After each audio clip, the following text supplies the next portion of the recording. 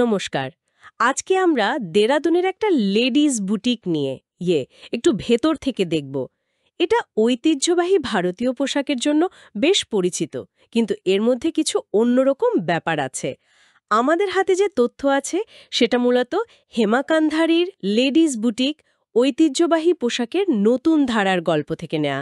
তো আমাদের উদ্দেশ্যটা কি, মানে কেন এই বুটিকটা অন্যদের থেকে আলাদা, বিশেষ করে ওই যে পুরনো ঐতিহ্য আর নতুন যুগের পরিষেবা, এই দুটোকে ওরা কিভাবে মেশাচ্ছে সেটা বোঝা।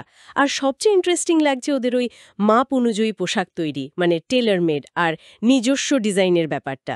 একদম।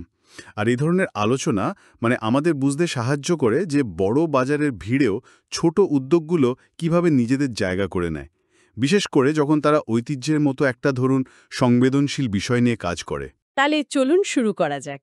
দেরাদুনে হেমা কান্দারির লেডিজ